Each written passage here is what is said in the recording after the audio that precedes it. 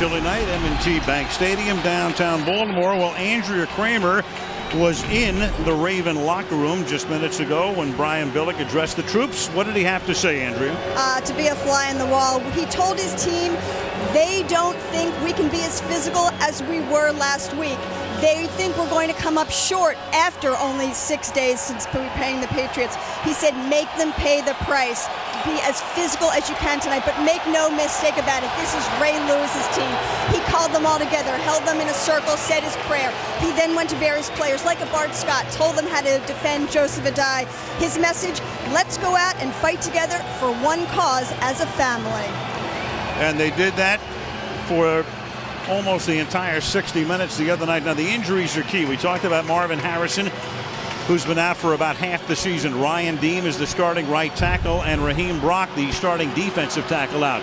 Todd Heat misses another game with a hamstring, and McAllister and Samari Roll, who both played against New England last week, are out. McAllister with a knee, and Roll, who practiced on Friday, has a shoulder injury, so he was a late scratch. And Reese Lloyd will be kicking off. He is their kickoff specialist. Matt Stover is their longtime place kicker.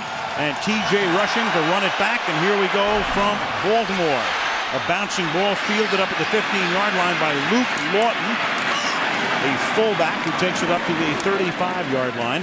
And here come the Colts. Johnson taking the spot of Deem. He's a second-year player. Corey Ivy and David Pittman are now the starting cornerbacks. On first down, it's an inside handoff to Adai, who can't get out of the backfield. The Ravens swarm him.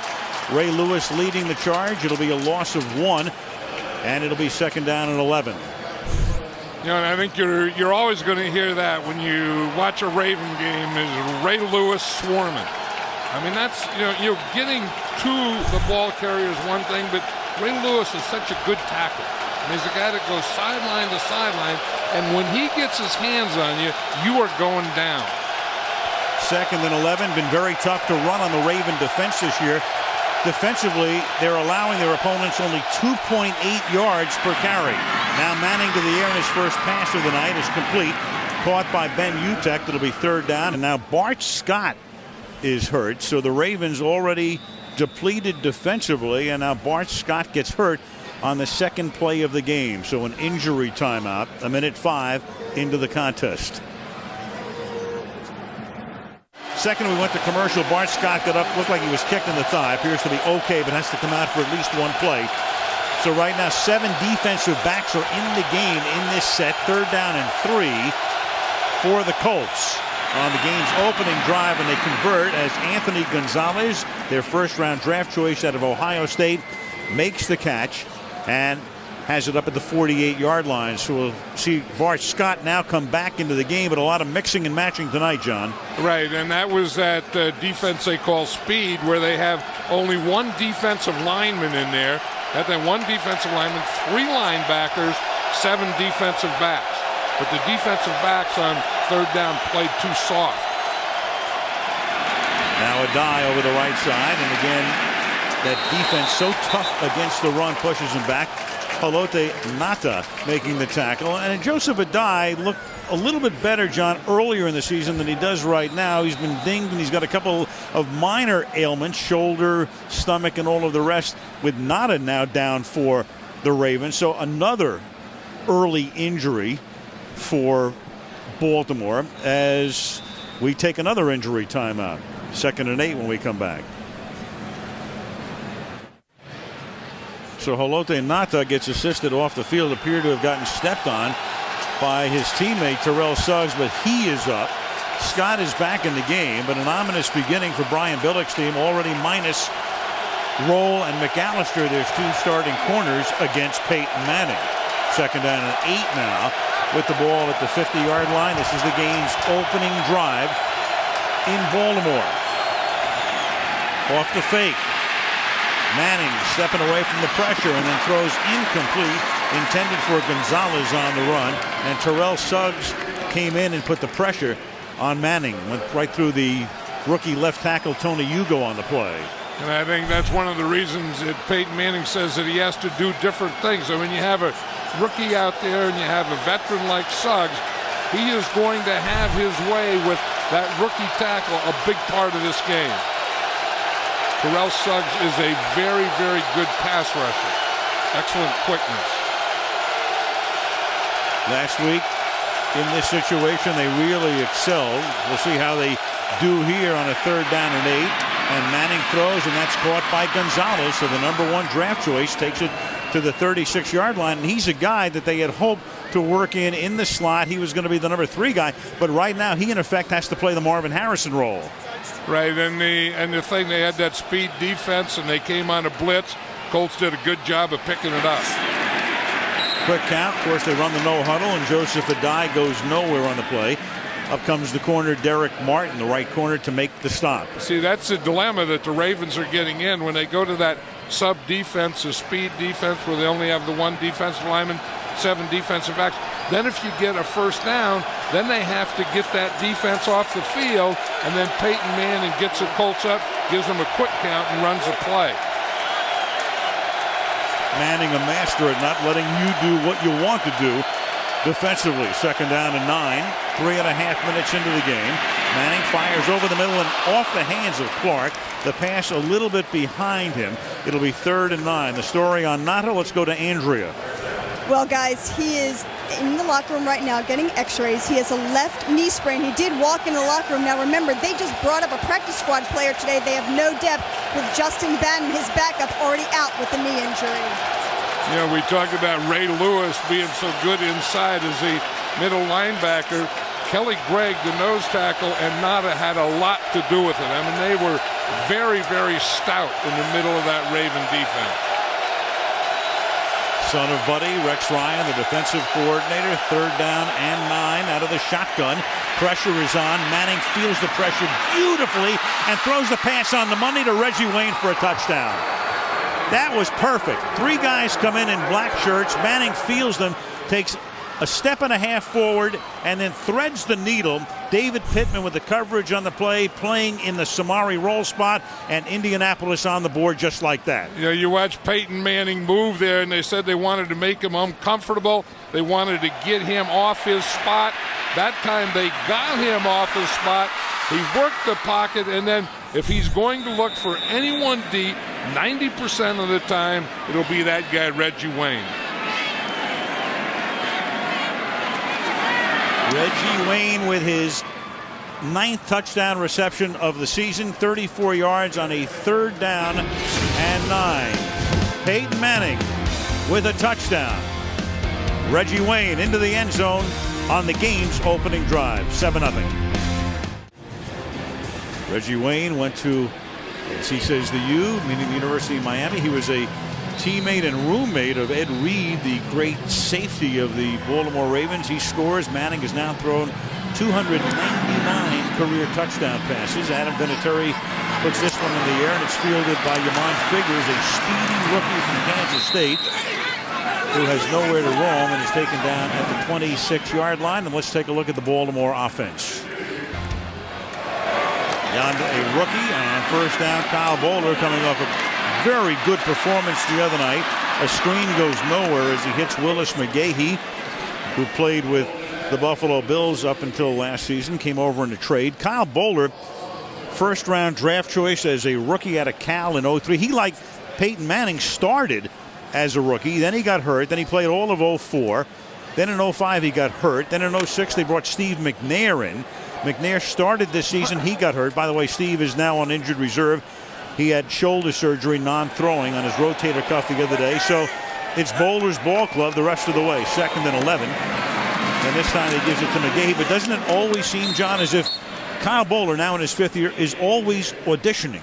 Yeah, right. And that's what they talk about, that it may be an audition these last 4 games. But I think that, you know, at some point you have to say that Kyle Bowler is probably a backup, and if the Ravens are really going to get ahead, at some point they're going to have to get a quarterback, you know, for the long run. 3rd down and 10. Bowler with Musa Smith now in the backfield, and he sends him split to the right. So it's an empty backfield here with a 4-man rush. He hangs in there, fires it over the middle, and incomplete, and a flag comes in.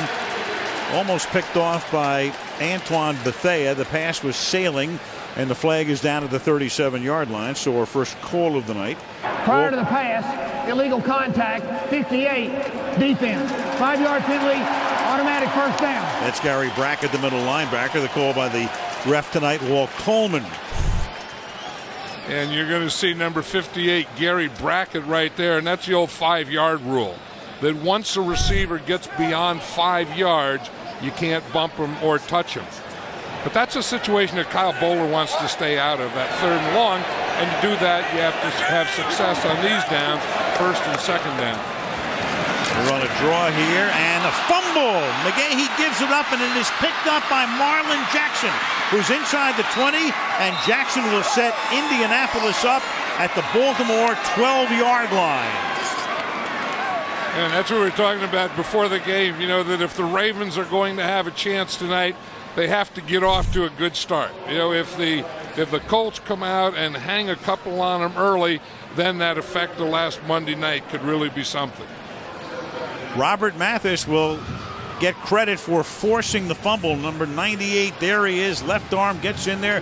Ball comes loose. Jackson, the cornerback, picks it up, and Manning goes to work on a very short field at the 12. You know, Robert Mathis is a defensive lineman that plays an awfully lot like a linebacker. He does a lot of linebacker instinctive things. I think he's a heck of a player. He used to be the other guy with Dwight Freeney, the big star. Freeney with a foot injury. He's on injured reserve, gone for the season. Manning throws. It's caught by Utek, and Utek has a first down and not a touchdown. They're going to rule him down at the 1-yard line, so he gets 11 yards, and it will be a 1st and goal at the 1. I'll tell you, Peyton Manning something, isn't he? I mean, he just has this Raven defense confused, and he'll throw it to anyone now. I think this is part of lowering your expectations. You know, it's not always Marvin Harrison going deep now. It's your second tight end, Ben Utek, catching a big one. Well, he sent him out there. The corner missed the tackle initially, and then Johnson is able to hold off the touchdown, at least for the moment. Manning out of the gun. He'll give it to Adai, and he will walk into the end zone. So the turnover leads to another touchdown. John, you talked about Baltimore needing to get off to a fast start tonight. Anything but. 9:09 to play and going on 14-0. Yeah, and it was just too easy, wasn't it? I mean, some of those completions were easy, and watch this run. He gets in a shotgun, and then you think, okay, it's going to be a pass. You want to rush the passer. They run a draw to Joe Adai. No one touches him. I mean, you don't think you can do that against that Raven defense, get on the goal line and run up the middle as easily as Joe Adai just did it. Adam Vinatieri with his 2nd extra point. So we played 5 minutes and 51 seconds. And the Indianapolis Colts trying to go to 11-2 on top 14-zip. Not far from Washington. We're in Baltimore, about 45 miles to the north. Adam Vinatieri to kick off with Indianapolis on top, 14-0. Yamon Figures skirts a would-be tackle at the 22 and then backs up and gets swarmed.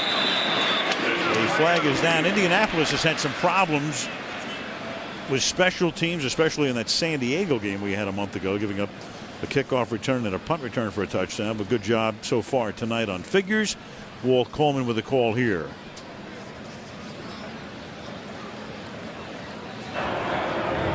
Holding, 48, return team, 10-yard penalty, first down.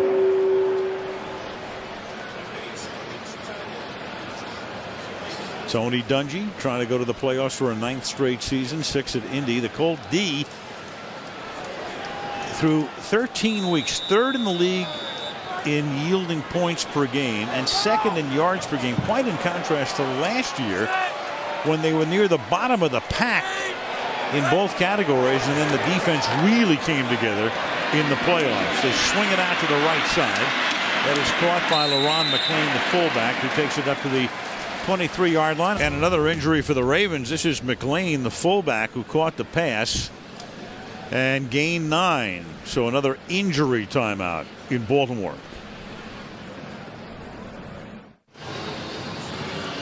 Todd Heap with a hamstring injury. He's missed several games this season. He'd be one of the 5 or 6 best tight ends in the league. So a vital part of their offense, and they miss him again tonight. You know, that really hurts when you lose a Todd Heap, because you kind of lose the middle of your pass offense, and they can rotate and double your outside guys a lot easier.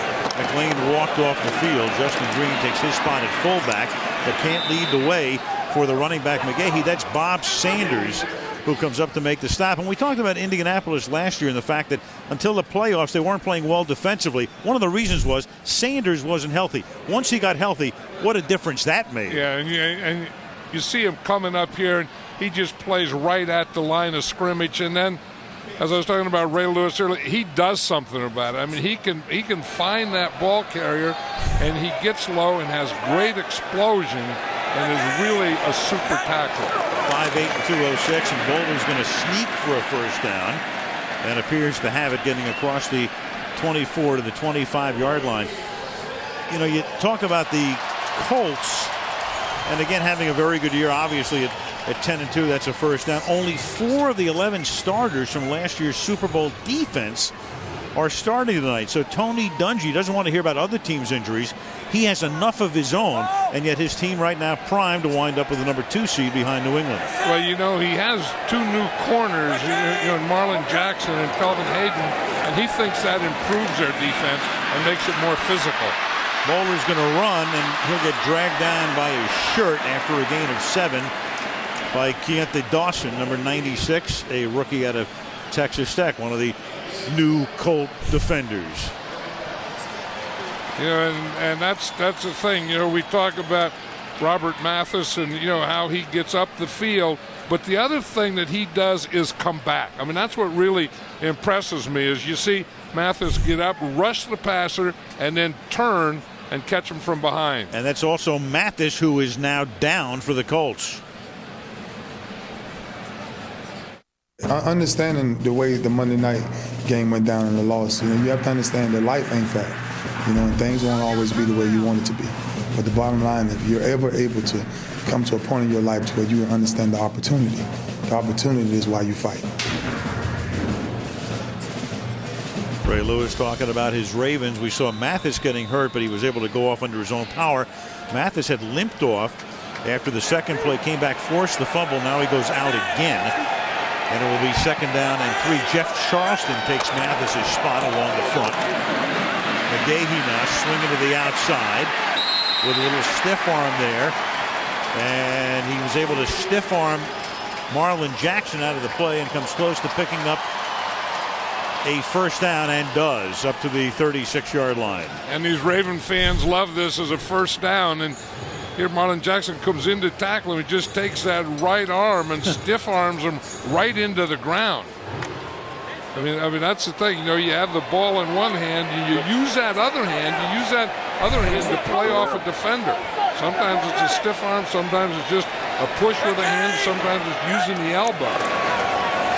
McGahee comes off a 138-yard rushing performance. Now Bowler's going to take off again and gets decked at the 40-yard line. As he was going down, that was Gary Brackett. So he was giving himself up, but Brackett was there, and it was not ruled a late hit. The ball will be spotted at the 40-yard line, and it'll be 2nd down and 6. Right, and they have to get yardage on first down, and they're going to eventually, have to get it through the air, because what the Colts are doing is they're bringing Bob Sanders up, or the 8th guy up in the box on 1st and 2nd down, or any running down. So they're going to have to get some passing in those running downs. Here he is now. So you have the 8th man up there playing like a linebacker. He walked up into the box on the right defensive side, but this is McGahee now to the right side, where he's tackled by Sanders. So McGahee with a 13-yard gain. Willis in his 5th year out of the University of Miami, 1st year with Baltimore. Yeah, see, and here Sanders comes up to this side, or the left side of the defense, and they run away from him. But Sanders is pretty good at that also. I mean, you know, when you run away from him, he has that speed, quickness, and explosion to still get to you. The Ravens did a good job of blocking that one up. Now Antoine Bethea comes limping off. Matt Giordano takes his spot alongside Sanders at the 2 safety positions.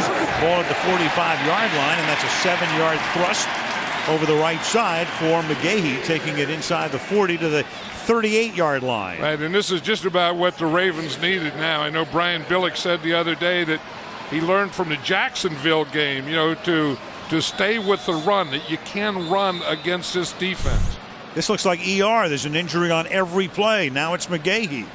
Yeah, but I mean, good blocking on that right side, and McGahee is their one runner, so they better keep him.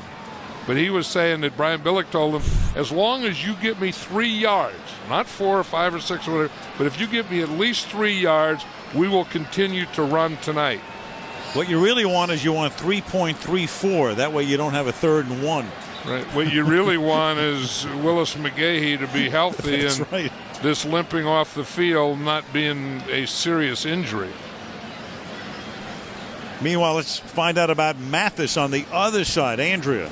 Well, guys, they're calling it a left knee sprain, and his return is questionable. I saw the trainers attending to him on the sidelines. They put a knee brace on his left knee, and he's walking around, so maybe he's going to try to head back in. He's got his helmet on, in fact. Yeah, puts his helmet on. Here's how he got hurt. He got rolled on by his own teammate, Keontae Dawson. Meanwhile, Musa Smith is the backup to McGahee. The ball is at the 39. And fake to Smith, and then the interception by Gary Brackett, who's already in the Baltimore territory. Bowler gets blocked out of the play, and then finally the tackle is made from behind the 20-yard line. So another turnover. The middle linebacker, Gary Brackett, tackled by Mason, and Indianapolis and Manning will have another short field. And that's where Gary Brackett is so good. You say he's an undersized guy. He's this or that, but he is a very good pass defender. He just gets back in those zones, reads the quarterback's eye, and gets a jump on it. See how he just got back there, read that, kind of bumped it to himself, and then took off. But he, as a middle linebacker, is a very, very good pass defender. Pass was intended for Mason. That's one of the reasons right there for Baltimore's 4-8 record. It's never just one thing, but that turnover ratio is huge. Reggie Wayne in the slot here in the right. Manning throws, caught, a die, and that's touchdown pass number 300 for Peyton Manning. This is way too easy for the Colts tonight. I mean, you think the Ravens will give them a fight on defense, and they sure aren't. I mean, they look like they're not even sure where to line up or who to cover. And if you don't cover someone, Peyton Manning's going to find them. It's not one of those guys, oh, geez, there was a guy wide open there. Quarterback didn't see him. If there's a guy wide open, Peyton Manning will see him. Well, Marino's mark once looked untouchable. Brett Favre now has that record.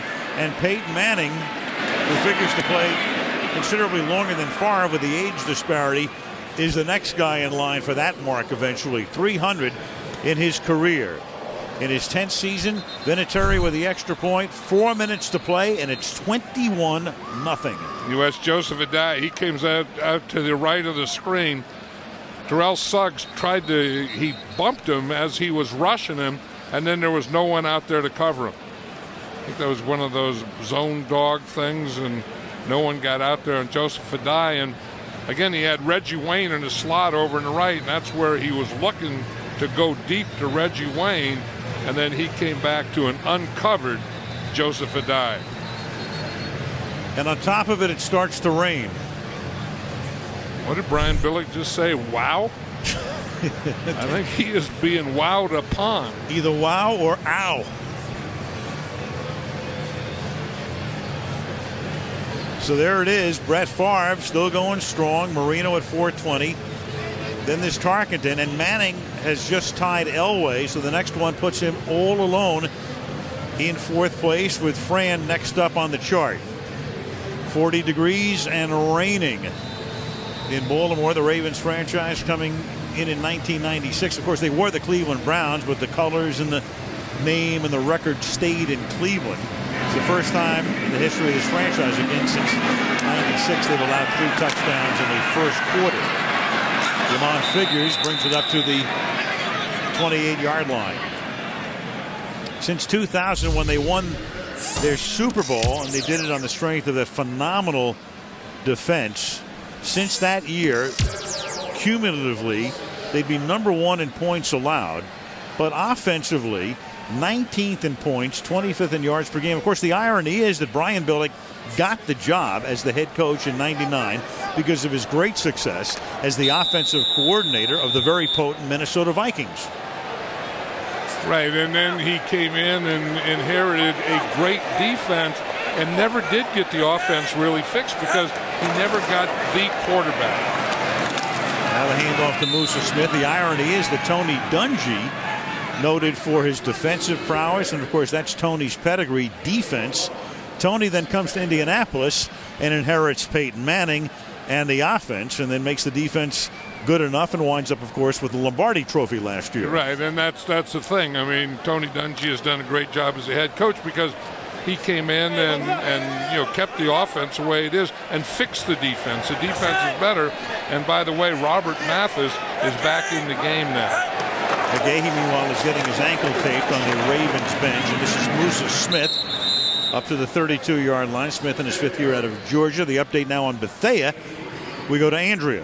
A busy night already on the Colts sideline. Bethea has a sprained right knee. They are calling his return questionable.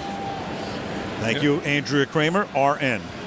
We were talking about those two corners being physical on that Colt defense, but those two safeties, we talked about Bob Sanders and what he does, in the run and how tough he is, but Antoine Bethea is a tough guy too. So this is a very good tackling, aggressive secondary.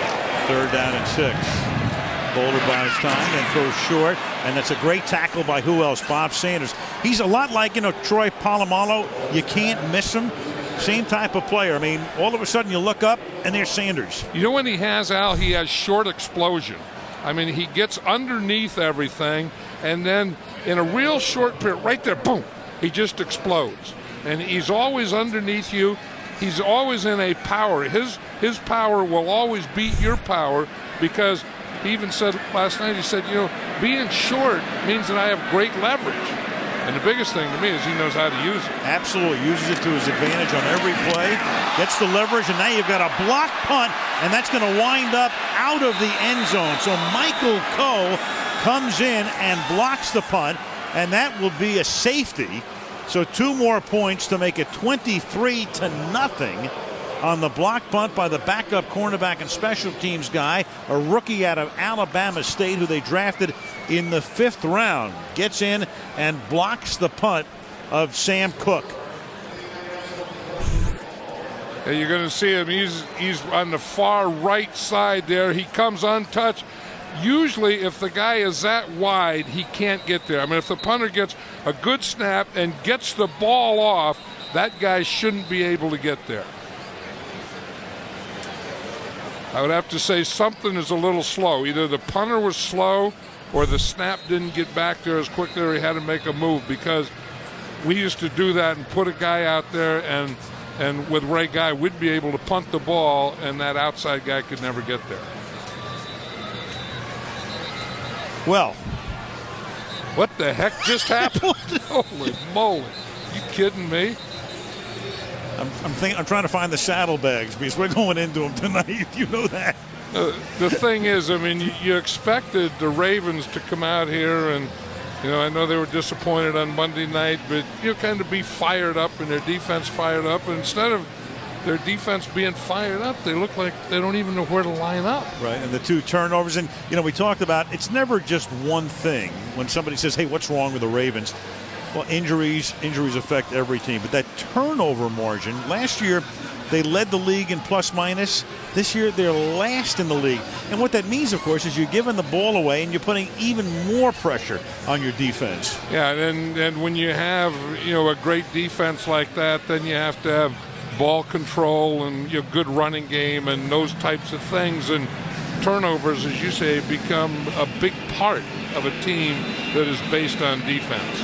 And tonight you've got the 2 turnovers, you have the block punt, now you've got a free kick by Cook from the 20-yard line. It's going to bounce at the 32-yard line. Now T.J. Rushing goes back to collect it.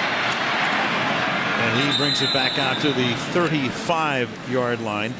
Mike Anderson makes the tackle. 23 points for the Colts in the first quarter. second most in franchise history. And look at that, 27 points back in 1958 when they were here. And of course that year ended with the Colts playing the Giants in the NFL championship game, the first game that ever went to overtime, with Alan Amici scoring the winning touchdown in New York. Doesn't Peyton Manning look like he always has everything under control? Always. This is Joseph Addai. Interestingly, John, the last time we saw Manning, he threw 6 interceptions in a game. That was the night Dallas Clark was hurt, Harrison was gone in San Diego. Chargers ran the opening kickoff back for a touchdown, had a punt return for a touchdown, but he almost winds up winning the game and would have had Vinatieri made a 29-yard field goal at the end. Right, and I think that's the thing that made him say we've lowered our expectations, and I think that he was expecting these guys to do the same things that they could do when Marvin Harrison and those guys were in there, and now he knows they can't, but he's doing other things with them. Reggie Wayne will collect the pass and pick up a first down with 1:10 to play in the first quarter. You know, one thing they know, if someone's going to get deep on him, it's going to be Reggie Wayne. So look at the cushion that they give him. And if you play that far off and give him that first down, Peyton Manning and the Colts will take it. They'll take that all night. Reggie Wayne, just a tremendous player. Of course, he's always played in the shadow of Marvin Harrison. Now he's the guy with Harrison out and having a Pro Bowl type of season.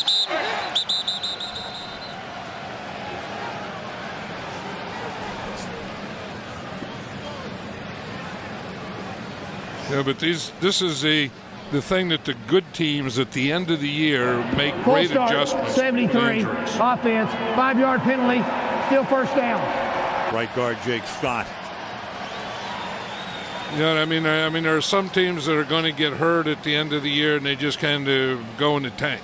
And then there are some teams that get injuries and then they plug someone else in and they change their strategy. They do different kinds of things and they maintain their role. And to me, the Colts right now are the latter team. Very definitely. I mean, they're minus Dwight Freeney, All-Pro, and Marvin Harrison, All-Pro. And playing with these two young tackles are difficult. And this is Addai making the catch, and Ray Lewis will chase him down and get him, but not before Addai picks up a first down, taking it all the way to the 40-yard line as the clock ticks down to the end of the period. 17 yards on the play.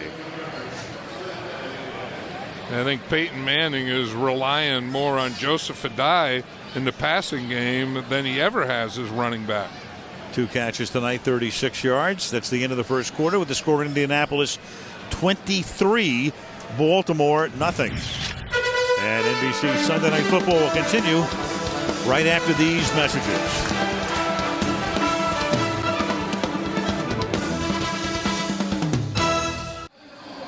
Some of the highlights from today in the NFL, wrapping up week 14 with Tony Dungy pacing the sidelines.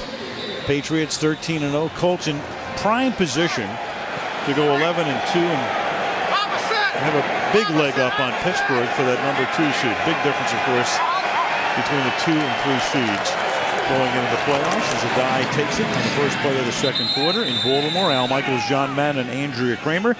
Indianapolis already up 23-0. I see Haloti Ngata is back in there. We saw him, go out with a knee injury. They took him inside, and again, that's a big part of the inside of this Raven defense is Kelly Gregg and Ngata, and they control the middle of the defense, and then Ray Lewis and Bart Scott in there behind them. Second. I was just saying, those guys right there are pretty tough inside, but the Colts are just running away with a spoon here. Lewis in pass coverage, and this is Clark. And Dwight Clark will take it all the way to the 23-yard line. Tackled by Derek Martin. It was interesting here. They're putting Dallas Clark on the same side as Reggie Wayne. And so he's on the slot on the side. See, Reggie Wayne is the outside receiver here, so he's going to get most of the coverage. So they run him up the field, then they run Dallas Clark underneath. That's a pretty good combination here.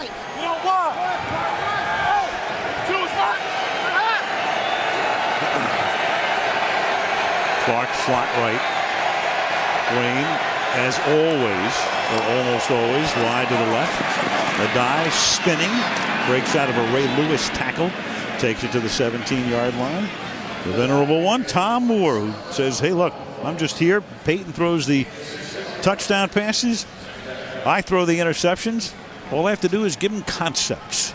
Right, and he does a great job. I mean, he's a guy who's been around and he knows the offense. And he said something that we've talked about before is one thing when you've been working in a system and with an offense for a long time, when something goes wrong within a game, you know how to fix it. And I think that is very, very big.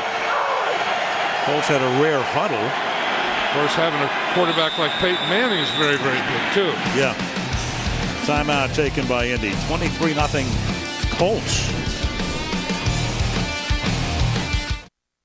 Under the mask of darkness, the moving van started pulling away from the Colts complex.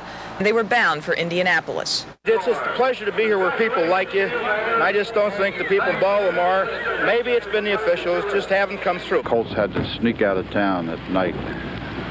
It degrades a great tradition. There was nothing left to take. They took everything. Everything that was in our desks, on our desks. I doubt if Robert Irsay realizes tonight the full impact or the extent of his sin.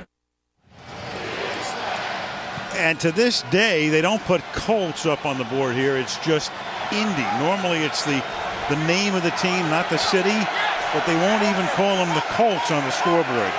2nd down and 4 now after the timeout. Manning throws. That'll be a first down. Gonzalez makes the catch. The rookie gets taken down at the 11. And those, of course, clips from a quarter century ago. John, and every time I can hear Howard Cosell, because Cosell used to love to say, under cover of darkness, the Baltimore Colts left town under cover of darkness. And they did. Moving vans at midnight and beyond, and off to Indiana they went. And there's no love lost between the people here and Indianapolis. They may not look at Colts up there on the scoreboard, but they have to look at the score, don't they? 1st and 10. And that's a tough pill to swallow as Joseph Adai will go into the end zone again for a touchdown. Joseph Adai with his 2nd rushing touchdown. This one 11 yards.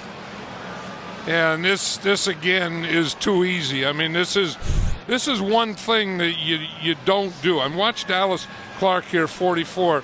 I mean, that's a guy. The slot has to make that block. I mean, if you're going to run that slant play outside there, that zone play, that is a big, big block by number 44, Dallas Clark. But having said that, that was still too easy. And this is a Raven defense that is just letting the Colts have their way with them. 3 touchdowns for Adai. The extra point by Vinatieri is good.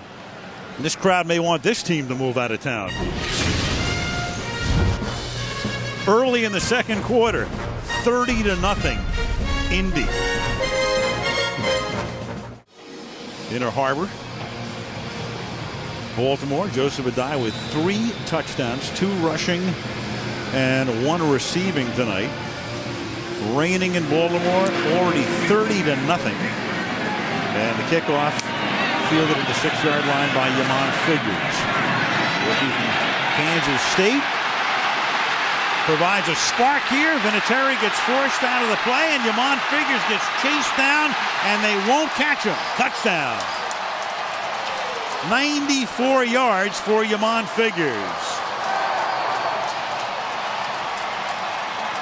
And we talked about those special teams problems with Indianapolis. The last time we had them on a Sunday night in San Diego on November 11th, they gave up a kickoff return for a touchdown to Darren Sproles and a Sproles punt return for a touchdown. Remember, that's where Norv Turner thought that the Chargers had an advantage in the area that they could beat the Colts in because they thought they were a lot better, and most teams were better than the Colts at that time because their coverage teams had been deleted. Stover for the extra point. You know, you usually get your return man into the wedge. Now watch, the wedge is coming right or up the middle. Figures starts with him and then cuts back away from him. So as the coverage team comes downfield, they're keying the wedge. So they start to run at the wedge. The wedge goes to the right, Figures goes to the left, and there's only 2 or 3 Colts out there, one being Vinatieri, who gets knocked down. Little cutback running on a return. Cuts back off the wedge, and it's 30-7. And now the Colts over the last 2 years, 7 returns for touchdowns, and that doesn't even include the Devin Hester run back of the opening kickoff in the Super Bowl, which of course they withstood and eventually beat Chicago. You know what wouldn't be a bad play right now? Onside kick. Yeah, because you have to change this thing around. You have to change the momentum. You have to get back in this somehow.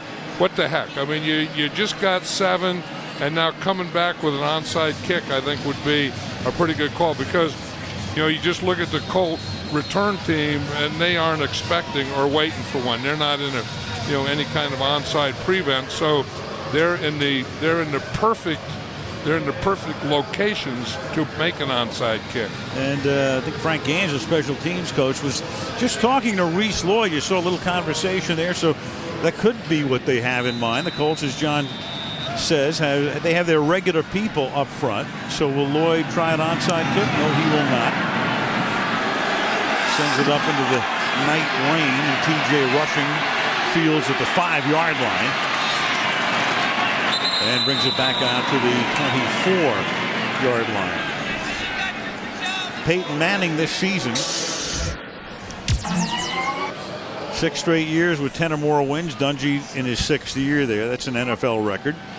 And when you look at the average in all of his starts, 26.3 points per game. That's the second highest since 1950. Only one other quarterback who started 100 or more games compiled a record where he had more points per game than Manning. We'll give you one play to think about it. You got to go way back.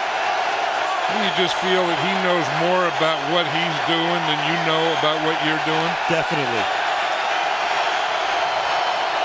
From the 25. Gain of 3 for a die. The answer would be Norm Van Brocklin, who with the Rams and the Eagles in his career averaged over 27 points a game. That would be number 1 on the list. Peyton would be number 2. We were telling this to Peyton last night, and we said, Peyton, there are 82 guys on the list. Who do you think is 82nd? He says, oh, you mean the Arch? We go, well, yeah. Dad. Told him save that for a party at the end of the night of the party. Dad averaged a little under 16 points a game. 2nd down and 8. And that pass is incomplete, intended for Anthony Gonzalez. The pressure was put on Manning by Terrell Suggs. It'll be 3rd and long. Peyton was saying that Anthony Gonzalez asked him if he could have some deep patterns. He said, that he doesn't get the deep ones. He gets the ins, the outs, the hooks, all the short stuff. Reggie Wayne gets all the deep stuff. And Peyton says, yeah, that's a pretty good idea. I should probably do that. And then he said, I'm not going to do that. 3rd down and 8. 3-man line. Play clock down to 4. And they keep it on the ground, and this is a guy who's going to get stopped up at the 30-yard line. So the Raven defense, given a little inspiration by that kick return for a touchdown, holds Indy right here and forces the first punt of the night. Yeah, what he tried to do is take advantage of that speed defense we talked about, where they only have 1 defensive lineman in there, and then all linebackers and secondary guys.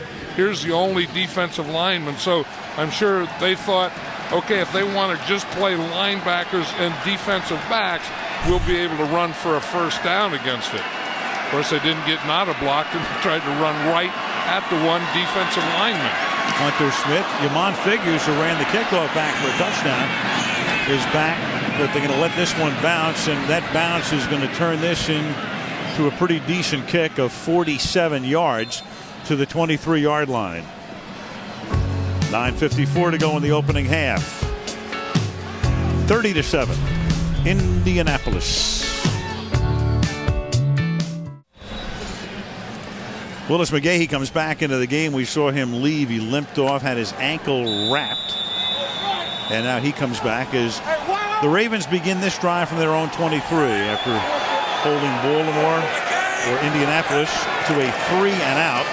And this will be McGahee, who sees immediate action, but not much of it. Gets taken down by Freddie Keaho. Here's Andrea. See, Al, this is why you need to leave the MASH reports to me. McGahee had a sprained left big toe that he had actually been nursing. He re-aggravated it, they taped it, and obviously he's back in there. As for fullback LaRon McClain, he had a bruised hip. They put him on a bike, but it tightened up. He is now in the locker room. And for defensive tackle Haloti Nagata, they taped up his knee. They just examined him in the locker room, his sprained left knee, and obviously we saw him back in on defense. More injury reports in the first quarter and a half than at any time in history. Here's Bowler getting chased. And he just does go down in time because Gary Brackett had him in his sights. Oof. Well, you're right. You could see that collision coming from up here, and you went, is he going to get out of bounds? Is he going to get down before Brackett gets there? Here comes Bowler, and right here comes Brackett, and he did get down. You know, you have to do one or two things. You have to either get down and stay in bounds or get out of bounds and get down. Al Bowler on that play did both of them smartly. Well, he goes down late because he did get popped before when he slid to a hole in the middle of the field by Brackett. He doesn't want this situation too much. His 3rd and long is tough. 3rd and 10, under pressure, hit as he throws, and the pass is incomplete. Deontay Dawson, rookie out of Texas Tech, got him. Dawson, a rookie, and Ed Johnson, a rookie. You have 2 rookie defensive tackles in there, and of course Freeney is gone for the season. Talking about how Tony Dungy has been able to mix and match and make it all work. Right, and this Raven offense isn't built for 3rd and 10, and you know their leading receiver Derek Mason hasn't seen a ball yet. I don't think. I think the one pass intended for him was picked off. Right, I just saw him walk off, and he looked like he was getting a little frustrated. Sam Cook will do the punting. Flag is thrown. Short line drive kick. Handled at the 42-yard line. Flag for a hold against the receiving team, i.e. Indianapolis.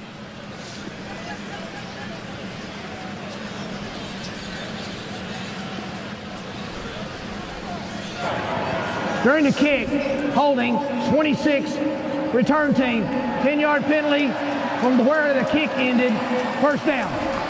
Kelvin Hayden assessing the penalty after the play. 8:36 to play. There's the hold right there. We wouldn't lie to you.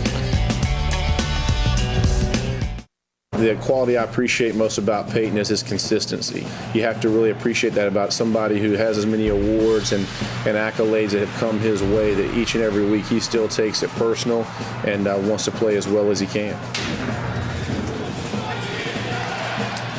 Jeff Saturday talking about his man, 123 starts with Manning. Saturday was actually originally in the Ravens camp as an undrafted rookie out of North Carolina and cut by Ted Marchibroda, the head coach at that point.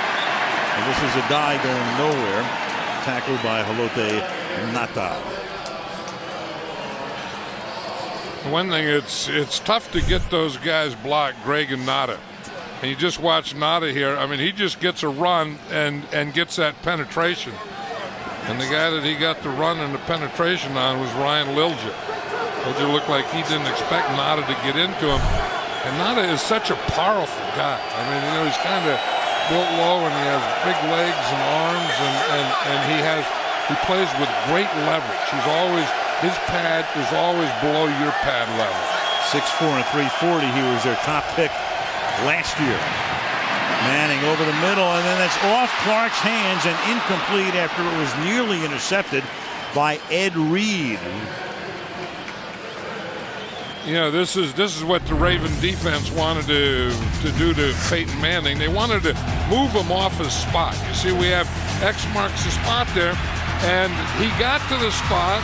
They moved him off his spot, but he's still successful. That's not the answer. You see the spot? Because he's going to go to that spot, but he's not going to stay on that spot. He keeps his feet alive all the time, keeps his eyes upfield all the time. And like a horse ready to run, he's always up on his toes. Yeah, I mean, there's really no answer. What do you do? How do you stop Peyton Manning? There's not an answer to that question. Now Adai is going to outrun Bart Scott, and they'll mark it at, I believe, a spot where it'll be a first down. It will be. Joseph Adai looks pretty good tonight. I thought last week against Jacksonville, he looked like he was beat up. He looked like the season was wearing on him, and somehow during the week he got freshened up. Where he's a lot healthier tonight than he was a week ago. I mean, this looks like the old Joseph Adai. He has the speed, the burst, and looks like he has a lot more life in his body. Adai tonight with 3 touchdowns, 2 rushing, 1 receiving from the 43. And this time he gets knocked down in the backfield. First hit by Bart Scott. More on Adai. Here's Andrea. Well, yeah, you're pointing out that he looks good and he says he's feeling better, but he has been nursing all sorts of injuries this season. Now, last week he hurt his neck when he was hit on the top of his head, although he told me he never lost feeling or had any tingling. He's also been nursing a right shoulder injury and a fractured bone on the left side of his chest, which he said has been healing on his own, but has been painful. He's going to try to be smart about taking big hits. Remember, he took a pop on the first play of the season. Kenton Keith comes in to spell him, former Canadian Football League player who has seen a lot of action. Fake to Keith, he stays in the block.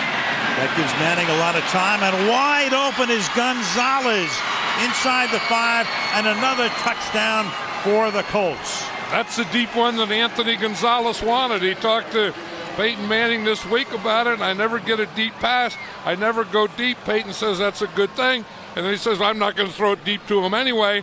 But he is wide open. I mean, look how far back the defensive back is on that side.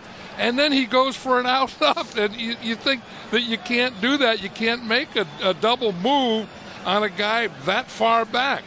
That was David Pittman, who was a corner. And if you're going to play that far off, that's one of the reasons is that you don't have to go for that out move. You don't have to jump that. 57 yards. The extra point is good. 6:20 to play in the half. Indianapolis leading 37-7. It's a Sports Legends Museum. A lot of Johnny Unitas paraphernalia there. Colts band and all of that. Of course, this was the Baltimore, the birthplace of Babe Ruth, and now the Ravens band. There's your Ravens marching band, all undercover, getting ready to perform at halftime. A lot of tradition. Of course, this is such a tough pill to swallow. We talked about the tradition of the team, and of course, Baltimore hates Indianapolis. Then again, Cleveland hates Baltimore. But then again, Joni loves Chachi, and we love Paris in the springtime. But right. That's why stream of consciousness can be a very bad thing. But you wonder how long that lives. You talk to the players, and they're not even sure about that anymore. I mean, they don't. They're the Indianapolis Colts, and they don't remember anything else, so they don't know anything else. And the Ravens, they're the same way. We were talking to Ray Lewis about that the other day, and he really didn't understand what the heck we were talking about. What was that in the springtime? We love Paris. Yeah, well, I knew that would be something special in the springtime. Yamon Figures. And Figures, who ran the kickback for a touchdown, is down. They're going to mark it down to the 46-yard line. Kyle Bowler making his 41st start, again picked in the first round out of Cal in 03, 20-20. Passer rating a little below the league average. Completion percentage a little below the league average. At home he's good though, 15-6. Different story obviously on the road. And a different story here now. You know, I mean, they want to mix run and pass and play action and do all those things, and then you get down 37-7, and that all goes out the window. Pass to the outside is hauled in by Wilcox, the tight end who gets the start in place of the injured Heap, tackled by Gary Brackett. You know, this would have been one of the big matchups here tonight. Jonathan Ogden against Robert Mathis. And I don't know that it's going to be much now with this score, but I've always felt Jonathan Ogden was one of the best offensive linemen in football and one of the best left tackles. He's been in the league 10 years, and he's been in the Pro Bowl every year. And he's so big and strong, he's just hard to get around. 2nd and 9. Bowler flings it to the outside. That is intercepted at the 35-yard line by Kelvin Hayden. And Hayden will take it into Raven territory to the 46-yard line. Yikes. Yeah, he was going for Mark Clayton out there, and now they know that they have to pass. I mean, when the score gets like this and you're 30 points down, play action pass isn't going to work. All you have to do is you're going to throw, so the defensive backs know you're going to throw, so they're playing pass. The pass rushers are playing pass, and you have such a cushion that now you can just jump on things the way Kelvin Hayden did there. Hayden, an interception return in the Super Bowl for a touchdown. For Bowler, coming off a really good performance the other night against New England. He's 4 out of 7 for 10 yards tonight. Kenton Keith is the running back. He'll carry. Not far. Question is now, John, what do you think for Manning? We'll see him maybe early in the second half, and then Sorgi? That's what I would guess. I think that, Tony Dungy wouldn't even think of taking Peyton Manning out as long as, his protection is up and all those things are happening until the second half. I mean, that's something, and I used to always have a rule that I never thought about it until the fourth quarter, but I mean, if it keeps going like this, he may think about it in the third quarter. But there's no way that Tony Dungy's thinking about taking Peyton Manning out now in the first half. That was Sorgi on the sideline. 2nd and 10. And this is Keith with some tough running to the 34. And, you talk about Manning and Favre and people like that, and you look at their elasticity and endurance and toughness and all of that, and it really, you think about the Ravens. They lost McNair to surgery this week. The other night, in one game in the first half, Rex Grossman goes out. Jason Campbell goes out. And then there are guys like Manning and Favre who just, they're like the Energizer Bunny. And even Tom Brady, I mean, he hasn't played as long, but he doesn't get hurt either. And if you watch those guys on film, I mean, they're not only great quarterbacks, but I think one of their secrets is they don't keep their feet in the ground. They don't plant a lot. I mean, watch Peyton Manning when he throws, and his feet are always moving. Brett Favre, when he throws, the ball comes out and his feet go backwards. And there's something to that where they're not stepping in, planting, and staying planted. We're talking about Manning, and he's always up on his toes. We made the analogy before. If you love horse racing, you go out and you watch the post parade in the paddock. A horse is up on his toes. He's ready. Yeah, and Peyton Manning stays ready. I mean, when he gets in the pocket, he's always ready for the ball to come out. So when a defender gets close, he's going to get rid of the ball before you get there. Keith taken down at the line of scrimmage. Clock ticking down under 3 minutes to play in the opening half. That's what I think a game does for this. Now for the Colts, I think it helps them, get a die out of there and play Kenton Keith more and just, keep a die fresh, because in this stretch here, that's going to be very important for them. 3rd and 7. Suggs gets back onside.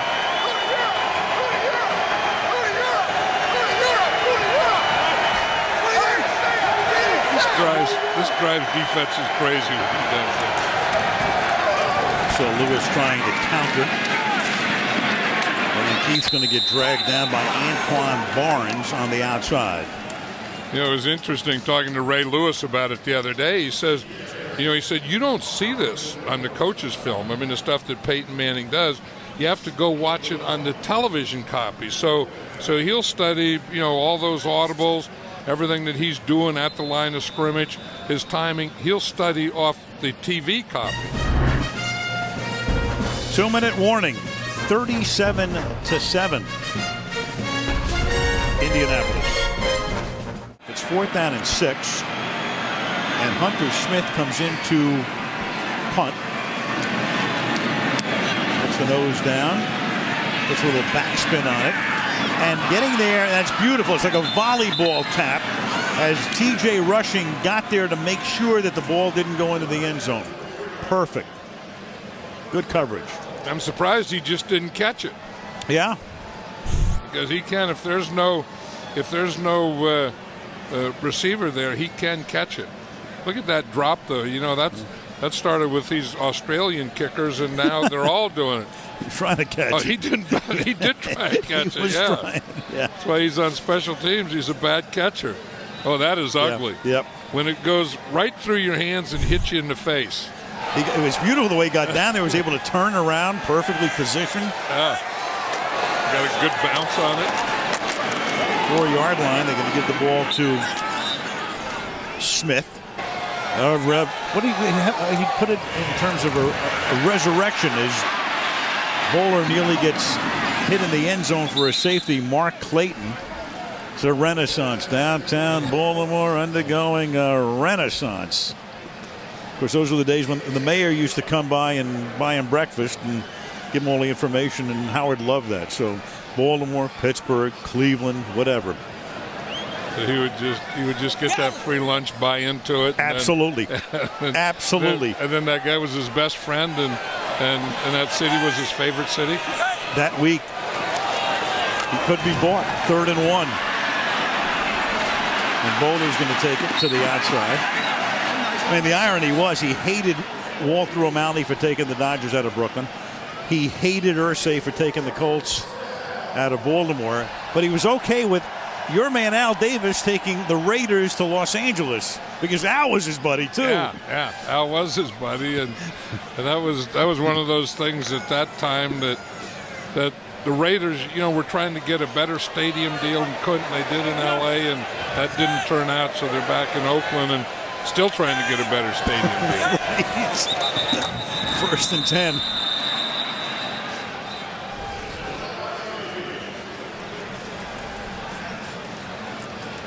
Full start, 85, offense, 5-yard penalty, still 1st down. Derek Mason. There's Troy Smith. Troy Smith won the Heisman last year, and he's a rookie. He has been number 3 because of the fact McNair was 1 and Bowler was 2. Now McNair is gone, so it's conceivable we take a look at Troy Smith a year after he won the award, which Tim Tebow collected last night in New York for 2007. Brian Billick was telling us a story the other day that when Steve McNair went on injured reserve and Troy Smith was moved up, and then Troy Smith said to him, does that mean if Kyle Bowler gets hurt that I play? Yeah, what else is there? Yeah. That's Dan Klecko who's going to get the sack back at the 2-yard line. You always assume that these guys know everything and understand the situation, but you have to explain. Now you're the backup. Now you're the second quarterback, and if anything happens, you have to be ready to go in and play. And they do have a special game plan for him. I mean, if that were to happen, they have a different game plan for Troy Smith than for Kyle Bowler. I hope he's better at reading his progressions on the field than off. I hope Brian Billick has a better halftime speech than he had a pregame speech. Oh. If it works, I'd love to hear what it is. Halftime, 37-7, the old Baltimore Colts.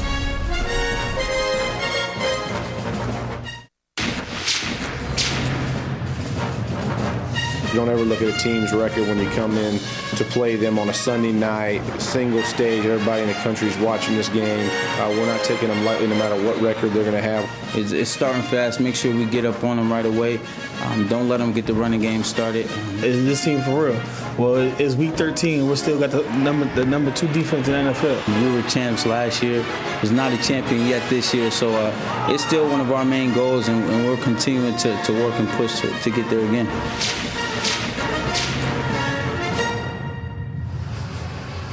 Back in Baltimore, Al Michaels, John Madden, Andrea Kramer, not under cover of darkness as we start the second half. The score, 37-7 Indianapolis. Peyton Manning, and we're wondering about how long he will play, but he will at least begin the second half. The other night against Tom Brady, you look at those numbers. Brady in the first half with a 38 rating, and tonight Manning with a rating that is next to perfect. Yeah, I'll say this Raven defense didn't play well at all in the first half, but they're playing without their 2 corners. I mean, Samari Roll isn't here tonight. Chris McAllister, they both played against Brady, and this defense is kind of based on having 2 good corners. Jamon Figures ran a kickoff back for a touchdown in the first half to the 39. Here's Andrea. Well, Tony Dungy said this is actually a tough half because they want to run it, but he said the Ravens defense makes you throw it. Now, as for the starters, he said they'll be in the first couple of drives and then he'll begin to substitute. As for the Ravens, expect to see Kyle Bowler go the rest of the way, Brian Billick said. Troy Smith only plays if Bowler gets hurt. Now, Billick said, we have to get back to work. He said, at this point, we just want to get one good drive going. Any small victory. Here is Willis McGahee picking up 4. Second down and 6. The first half numbers will reflect the one-sidedness of this game. 255-57 in passing, and those 3 turnovers for the Ravens. I'm sorry, 57 total yards, 8 yards passing. Passing numbers 209-8. So Bowler has thrown, well, now he's thrown 8 passes for 17 yards, counting that last one. In the first half, he was averaging a little over 1 yard per pass. You know, and this is the reason right here is, you know, if he was really going to have success, he'd have to throw on first and second down when Bob Sanders is up there. You know, when he's up there and he's going to come up like this and play linebacker, that's 8 men up, so that you only have 3 deep. So you have to take advantage of that. And instead of taking advantage of that, they're running right into Bob Sanders. So then Bob Sanders comes up on first and second down, you run, they stop you, now he plays off, you get in 3rd and long, and that's tough to run. You know, I mean, that's a tough passing situation. Bob Sanders, very engaging guy. We were talking to him last night, and Bowler gets hit as he throws, and they are going to rule it a live ball and an Indianapolis ball. Keontae Dawson comes up with a ball, and it is ruled a fumble, as it was Jeff Charleston taking the spot of Robert Mathis, who comes in and creates the fumble. So unless there's a challenge and they win that, this will be a fumble and Indy's ball. Is it the empty hand? Sure is. Yep, the ball comes out the back, and that is a fumble. But it's a thing that they play into. I mean, they run on first down, they run on second down, then they get 3rd and long. And then the Colts are going to come after you. They're going to pass rush. They're going to play that cover 2 shell. And it's just a tough passing situation for Kyle Bowler. Crowd looking for Billick to maybe challenge it, but he knows from upstairs it's the empty hand. He's not going to win that challenge. And you've got the Colts have a fullback in there. You don't see a lot of 2-backs, but as Tony Dungy says, he wants to run more this quarter. Here's Adai, who's going to cut it back, and Adai will take it to the 40-yard line on his 13th tote of the night. Good for 31 yards. So they put a fullback in there, Luke Lawton, and he's going to be the lead blocker. So then instead of just running the zone play and the stretch play, they can now run lead plays and ISO plays with their fullback. So I think that this is a different type of running for the Colts. I mean, they don't do this a lot. They don't, have the 2-back in there. They don't have the fullback, being the lead, the ISO, and those kinds of plays normally. 2nd and 9, offensive signals, defensive signals. Manning off the fake. Manning's going to go deep. Manning's going to hit Gonzalez. Touchdown, Colts. He beats Corey Ivy on a 40-yard strike. Gonzalez gets into the end zone again. John talking about the fact Gonzalez says, when can I get some long balls? When will I get the deep passes? 2 tonight. Right, and the score has something to do with that. And Corey Ivy playing corner, both the Raven corners out, and the Colts, whoever they send out there, is having their way against this defense. I mean, Corey Ivy, if you're up that tight on the guy, you have to bump him or you have to reroute him. You just can't let him get a free release and run right by you. I mean, not having their corners tonight has really killed this defense. Manning had 4 touchdown passes last week in the win against Jacksonville. He has 4 tonight. 2 touchdown receptions for Gonzalez. Colts capitalize on another turnover. It's 44-7. Obviously, the refs, they're horrible. That's the bottom line. They made a lot of bad calls. That's why it's hard to play and win a game, like I said, when you're playing against more than just the best team in the NFL. Ref called me a boy. Yeah, the number 110 called me a boy. I will be calling my agent in the morning and sending my complaint. Because I got a wife and 3 kids. Don't call me a boy on the field. Frustration boiling over last week after the Monday night game when the Ravens had a chance to win. That Samari Rolle with his shoulder injury, he's out tonight. And of course they did pay the price for those remarks with fines handed down by the league to 4 of them. Demont Figures to the 29-yard line. And just for the record, this much money will go to charity. That's where the fines go. Bart Scott, $25,000. And of course he was the one who threw the flag into the stands. Got back-to-back personal fouls. Roll, $25,000. Uniform infraction, face mask infraction. McAllister and Mason were each fined $15,000. So the league wound up collecting $80,000, and Brian Billick was able to blow kisses to Rodney Harrison. For free. For free. And Rodney Harrison got fined. He got fined right. And that pass is caught by Derek Mason up at the 46. His first grab of the night. Here's Andrea. Well, you were talking about the Ravens fines. Now the 4 guys who were fined this week will all appeal, and Chris McAllister just can't help himself. He continues to be outspoken. He told me, quote, "I didn't know the league took such pride in fining guys for speaking their minds." And he also said he thinks that the officials will call anything questionable against them if given the opportunity. All right, that's $28. Right, and he's not playing tonight. Here's McGahee. I don't know you can find if you don't play, can you? You can, sure. Oh, just for talking? I think, yeah. You probably can. No question. And again, Chris McAllister and Samari Rolle are very good players. I mean, they got fined. They had that stuff, but you can't minimize, when they're healthy, how much they mean to this defense. And I think we're seeing with them out of there, we're seeing the results of it. Second down and 8. McGahee does a little dancing. Across the 50 to the 48-yard line. Talking about Bob Sanders before. Sanders, as a kid, growing up in Erie, Pennsylvania, he was a running back. And we asked him about, figuring his idol would be some hard-hitting defensive guy. We've got a personal foul here, face mask. 15-yard penalty. On Indy. But he was saying that he was a running back, and he said his idol was Barry Sanders. Right. I would have guessed, like you said, I would have guessed Ronnie Lott or someone like that, and the way he plays, and he was a running back, wanted to be a running back, and went to Iowa and was almost a walk-on, got a last scholarship, and became a special teams guy, and a heck of a defensive back. That penalty was against Jeff Charleston, the defensive end. The ball is now at the 33-yard line. And Bowler throws deep, and it's caught at the 10-yard line by Mark Clayton, and he gets shoved out of bounds by Sanders at the 3-yard line, then pats Bob on the helmet. But Bowler able to get it deep downfield, setting up a 1st and goal.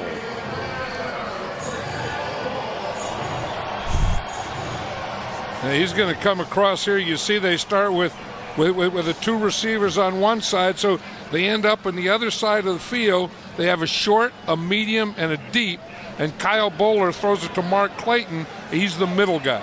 See, they had a guy in behind him to run that corner off, and then they had a receiver short in front of him. So it was a three-layered pattern on the left side. 29-yard gain. Now McGahee will go to the outside. I mean, Sanders is just everywhere.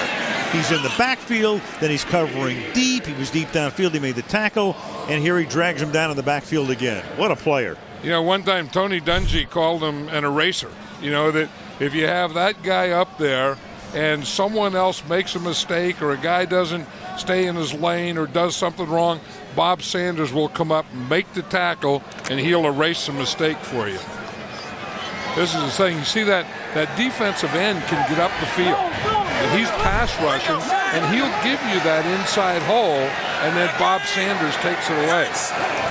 Second down and goal. Three-man rush. Bowler steps up, and then he gets taken down one-handed by Quinn Pitcock, another backup defensive tackle. They've got Dawson, Johnson, and Pitcock rotating at defensive tackle, all rookies. Right, and the thing that they do, they all hustle. I mean, they all have speed, and they all hustle, and they can get going one direction on a pass rush, stop the pass rush, change, and go quickly in the other direction. I mean, they're as good as they are. This defensive group, this defensive line, at changing directions and chasing. Third down and goal. Shovel pass. McGahee. And he gets ripped down by Marlon Jackson. The quarterback comes up and stops him, so they get a first and goal. And now it'll be a fourth and goal. They'll go for it. You know, and that's where we're talking about this secondary now, and Marlon Jackson and Kelvin Hayden being better tacklers and more physical guys, and you just see that right there. You know, when you have, you know, those two safeties we've been talking about all night, then you put those two corners that are also physical and good tacklers. There's a lot of erasers out there. Empty backfield, four wide, over the middle. The pass is intercepted in the end zone, and once again it's Brackett, and he brings it out past the 10. Out to the 19-yard line, Gary Brackett with another interception. And like we said, that's the best thing that Gary Brackett does. You know, we always think of a middle linebacker as stopping the run and making tackles, but this is the biggest part of it right now.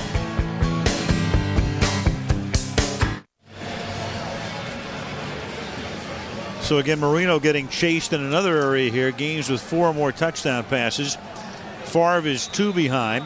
Manning tonight has done it for the 17th time, tying Johnny Unitas. And Jim Sorgi comes in for only the second time this season with 8:10 to play in the third, and by far the earliest that he's ever appeared in the game. He played against Carolina back in October, and it all starts ingloriously with a penalty here. Right, and he brought a new center in with him, too, because I see Jeff Saturday's out. Full start, Dylan 74, offense, 5-yard penalty, still first down. Everybody got so flummoxed, they went, what is this? Who's playing? I think this is what you call a mercy substitution. You know, call off Peyton Manning. I mean, he could have thrown 2 or 3 more touchdowns the way this game was going. Actually, in the 05 season, Sorgi did see first half action in the game, and Indy had everything wrapped up and nothing to play for. And he did come in the first half, but this year, by far, in fact, only the second time he's appeared in the game this season. Sorgi will throw, and that is caught by Devin Romashadu, who comes off the practice squad to make his first catch of the night. Yeah, and the Colts are only carrying 3 wide receivers tonight. Romashadu is the third. Of course, Reggie Wayne on one side, Anthony Gonzalez on the other side. Gonzalez had a big night. And then they used Dallas Clark. I mean, he's a tight end, but a big part of the game, he'll be used as a wide receiver type. And if Reggie Wayne is the number 1 go-to guy, Dallas Clark would be the number 2 go-to guy. Sorgi has to take a timeout halfway through the third quarter. All Colts. With Jim Sorgi taking a timeout, he had a false start. So you've got Luke Lawton and Clifton Dawson in the backfield behind Jim Sorgi. And they give the ball to Dawson. John, would you believe that Jim Sorgi has a higher career passer rating than Peyton Manning? Are you giving me the choice of the two? No, I'm telling you. I'm telling you, he has a, believe it or not, there are his numbers for his career, and it comes out to 98 something. So clearly there's a quarterback controversy in Indianapolis. There just has to be. I'll tell you, it's probably the situations that he plays in. I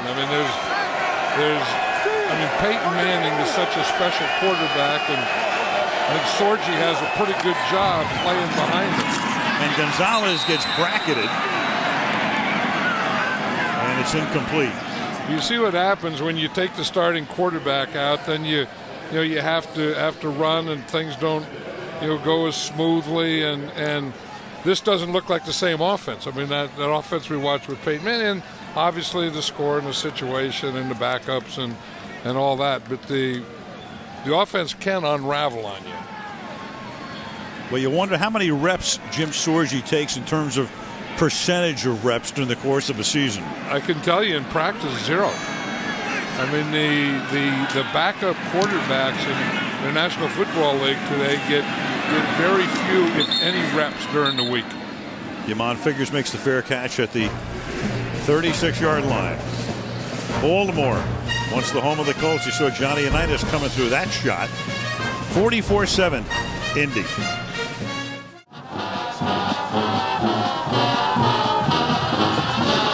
The Baltimore Ravens marching band. I remember when all teams in the NFL, or most teams in the NFL, had marching bands. 50s, 60s, 37-yard line. Boulder throws, and that'll be enough for a first down. Mark Clayton making the catch. And a lot of bands in Johnny U's day. Art Donovan, one of the Baltimore Colts. Gino Marchetti through the 50s and early 60s. And, of course, Unitas' his favorite target. Ray Berry, Lenny Moore could run and catch. Jim Parker, Hall of Famer. John Mackey. I think all those guys were in the Hall of Fame, right? Yeah. All Hall of Famers. Willis McGahee takes it up to the 45-yard line. You know, when you think about, well, the Baltimore Colts, we were talking about it today, mentioned the overtime game in 58. I think without question, the Baltimore Colts played in the two most important games in the history of the National Football League, one being the overtime game against the Giants in 58, which really made the NFL very big in the consciousness of the country, and then Super Bowl III with Joe Namath and the Jets against the Baltimore Colts in Miami. Right, I agree with you.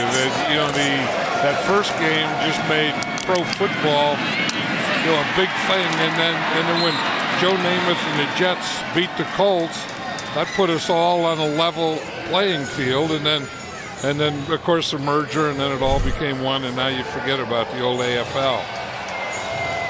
Wow, that's throwing a knuckleball out of there. Clayton makes the catch. Funny thing about both of those games, John, is that Weeb Eubank was the winning coach in both of them. Right. Coached the Colts in 58 and the Jets in Super Bowl III. We were at a league meeting one time, and Weeb Eubank said, all I want is my fair advantage. Here's McGahee. It gets lost, obviously, from one generation to the next. And, if you're under 50 years old, you're not going to remember any of this stuff. But I remember as a kid watching the 1958 game on black and white television, and it was breathtaking. I mean, all of a sudden, a game went to overtime. No game had ever gone to overtime. Right, and then, what do they call it, water cooler talk? I mean, then that became water cooler talk, that game. And then everyone talked about it and then kept talking about it, and we're still talking about it today. Second and 3. And McGahee takes it to the 33-yard line. You know, talking about the band and McGahee, he was saying the other day that when he was in high school, he wanted to be in the band. He didn't necessarily want to be in the football team, and he wanted to be a drummer in the high school band. And he said then he started playing football. The next thing he knows, he's at the University of Miami. The next thing he knows, he's playing with the Buffalo Bills and then the Ravens. But he wanted to be a drummer. McGahee again. You know, if I'm not mistaken, and maybe Fred Godelli, who remembers all of this stuff, wasn't Mike Anderson in a band in high school too, who's their backup running back? So you got two of the running backs. I mean, they'd have a heck of a band just in the locker room. I'll tell you the best running back that played in a band, though, wasn't either one of those guys. It was Walter Payton. Right. Walter Payton, like his first 3 years in high school, I think he didn't play football, but he played in the band. You know, they're almost pantsing Willis McGahee out here. He almost doesn't have any clothes on below his waist. His socks, they just knocked his socks completely off. Bowler to McGahee. Running to beat the band, takes it to the 20-yard line. Kenny Hurt confirms that Anderson was a drummer in his high school band.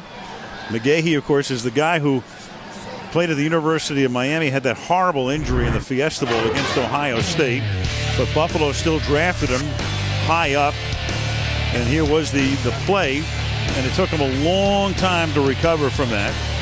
Had some okay years with Buffalo, kind of wore out his welcome there, was looking to get out, wanted a better deal, and thus they made the deal with the Ravens. This is Musa Smith now taking it to the 20-yard line. And this is one of the things that Brian Billick said, I want to stay with the run, and I think he meant he wanted balance. He didn't mean to stay with the run when he was down 44-7. And McGahee has some tough running in there. You know, talk about his socks being down. He'll probably get fined for that. Yeah. But it's not fair. Yeah. I think he's getting knocked every way but loose. And next Friday, the NFL will probably come out and fine him for it. They do smack you for that. And this is Mark Clayton, who gets taken down at the 13-yard line, and the defensive back Melvin Bullock slow in getting up.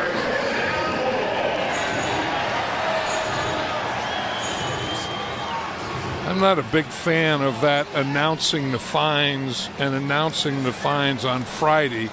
And then it's just a day or two before the game. So then the story becomes who was fined last week instead of, you know, the game. And I think that the NFL does itself a disfavor when they're announcing fines over the weekend, the day or two before the game.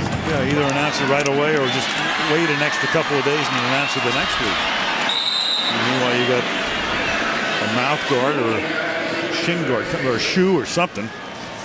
Derek Mason, it's a shoe. Close, mouth guard originally, but then I upgraded it to a shoe.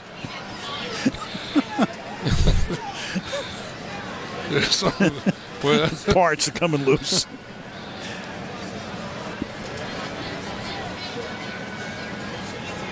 He got kicked from behind, but it was Jennings who stepped on the back of the shoe. That just flew out there too, didn't it? Yeah.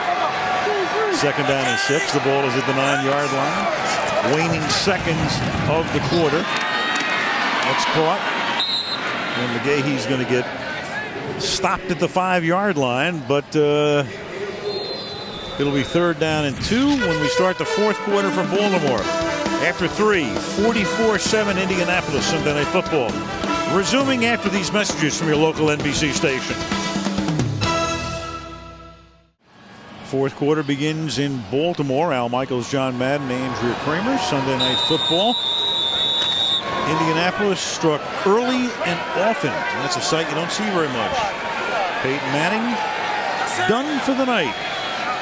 But a great job. 4 touchdowns, 249 yards. And we start with a 3rd and 2 as McGahee swings to the outside and can't pick up the first down. It'll be 4th down. selective on that.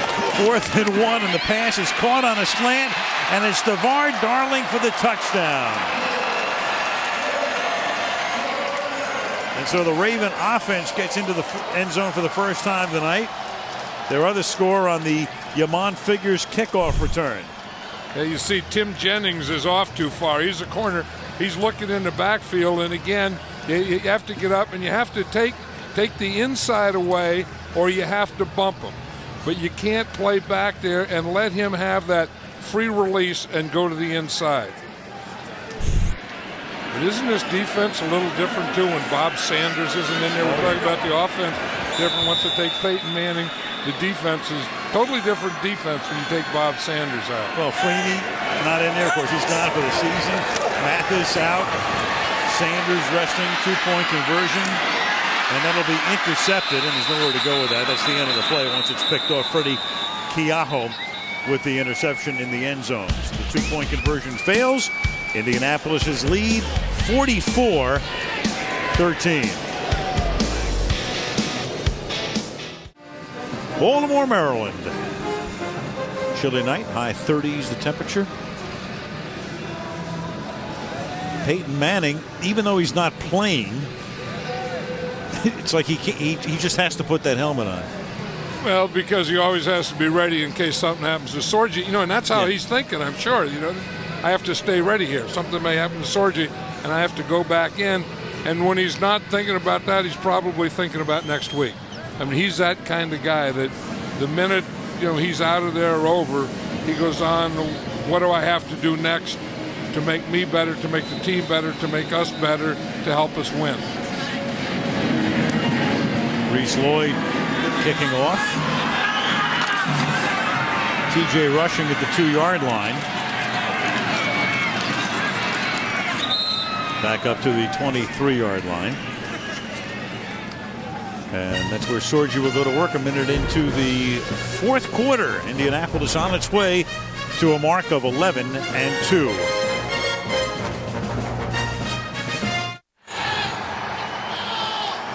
Brian Billick on the cusp of losing a 7th consecutive game. The Ravens started the season 4-2 before it all began to come apart. Injuries, turnovers, and all of the rest. Their last win was October the 7th when they eked out a 2-point win at San Francisco.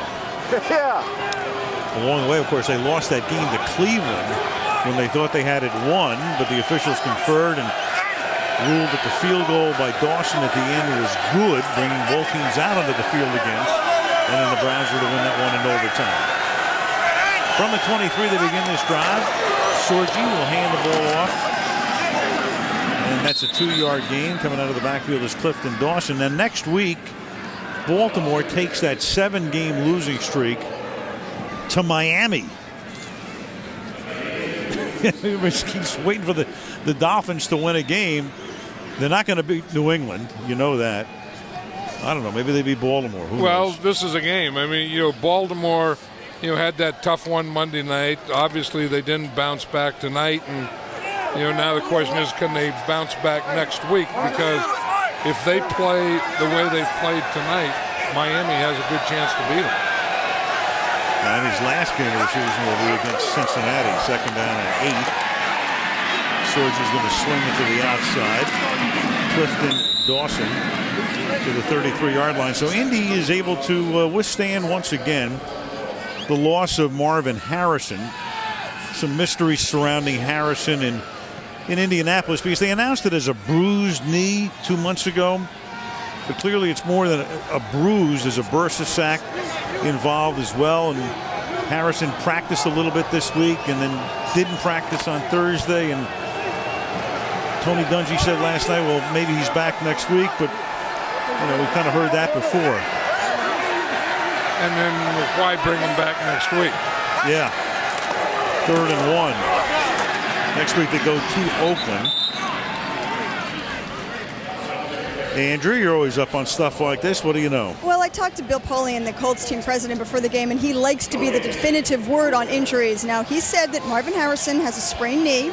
which caused the bursa sac to swell and burst. He said the knee has healed and is as normal as a 35-year-old knee can be.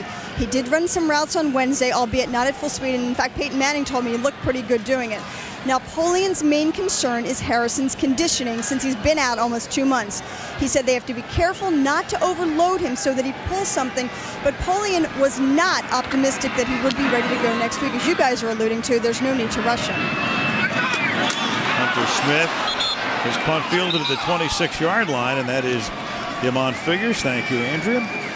Tim Jennings is there for the tackle with 11:44 to go in the fourth quarter.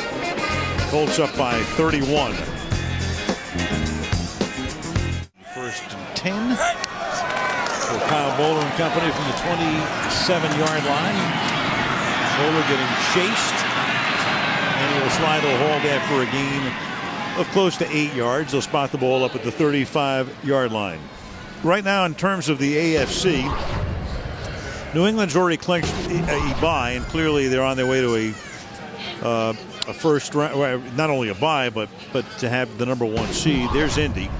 Pittsburgh and San Diego would be your division winners at the moment, and if the season ended tonight, Jacksonville and Cleveland would be the wild cards, with the other teams right there, 7-6 and 6-7, still with a chance to get into postseason competition. And Tony Dungy was talking last night that their real goal is just to keep that number 2 seed. And, he was looking at Pittsburgh and thought, geez, if Pittsburgh were to win today, and I guess if they were to tie, Pittsburgh would have the tiebreaker. But now with a 2-game difference, that's academic. Right, and Indianapolis will clinch a playoff spot with a win tonight.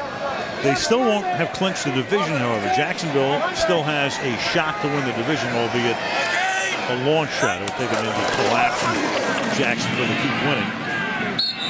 Kyle Bowler takes it up to the 38-yard line. So for Tony Dungy, will join some elite company right now. Dungy will be going to a postseason game for the 9th consecutive year. His last 3 in Tampa and his first 6 in Indianapolis.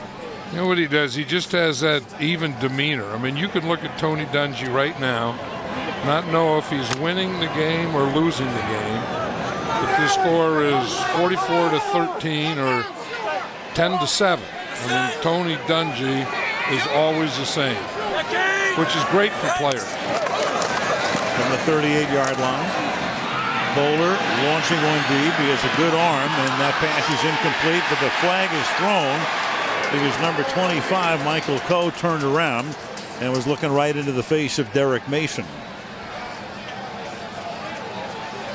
You don't expect to see that a pass interference, and then you look at the coach that has a pass interference on him, he's smiling. 25, defense. Ball will be placed at the spot of the foul. First down. Riley. And that's what happens. Sometimes these guys who don't play a lot, they get in this situation and they kind of panic. I mean, Coe just never turned around. I mean, he never got turned around. He never looked for the ball. So he just goes right into the receiver, and of course that's a penalty. I mean, you can look back at the ball and then make a play on the ball, but you can't not look at the ball and just run in to Derek Mason. We're talking about Mike Anderson in the band before, so he comes into the game. They fake it to him, and Bowler goes deep down the left side, and that's swatted away. Tim Jennings goes high in the air with that right arm to knock it away from what would have been a touchdown catch by Derek Mason. Good play by Jennings. Yeah, we just showed Michael Coe on the other side that didn't play the ball. Now here's a guy that does play the ball. He's looking at the ball, gets that right hand up there and swats it out. That's a heck of a play. Look at the height. They always talk about defensive backs, and the guy's only 5'9", he's 5'10", he's this, but when you can jump like that, who cares what you are? Yeah, they list him at 5'8", and 185, second year out of Georgia, second round draft choice last season. 2nd and 10 over the middle. That is hauled in by Dan Wilcox, the tight end, who gets planted by Rocky Boyman. 3rd and 3. Subject of Tony Dungy. Best coaching records with one team, Vince Lombardi, Don Shula with Baltimore, and then Our man is right there, John, winning 3 out of every 4 games, and Tony Dungy right now would be 70-22. But number 1 on that list is George Seifert, who succeeded Bill Walsh with the 49ers, won 2 Super Bowls, and that passes off the fingertips of Quinn Sipniewski, the tight end. And you know what one thing all those coaches had in common was? They all had great players. You know, that it's still, you know, you can coach, you can be a good coach, you can manage, you can do those kinds of things, but it's still a game of players, and you need great players. And I know I had great players. Tony Dungy has great players. Don Shula had great players. George Seifert had great players. Vince Lombardi had great players. And, well, you need that. If you don't have that, it's awfully tough. I thought you were going to say they don't like crab cakes. We've got to get back to that. On 4th and 3, they'll convert here as Mark Clayton makes the catch and takes it to the 12-yard line for a first down. Yeah, because in life you'll find out there's not many things that I don't like. Correct. Yeah, and why that comes in, I think it's a shellfish thing, too. I'm not a shellfish. Oh, that's right. You did tell me about swordfish once. I'll never forget that. No. You never eat swordfish. I know. That's swordfish. I'm talking about shellfish, like, you know, crab and shrimp and, you know, I don't know, mussels and stuff like that. I'm not a big guy on that stuff. I like stuff that has bolts. What about fluke?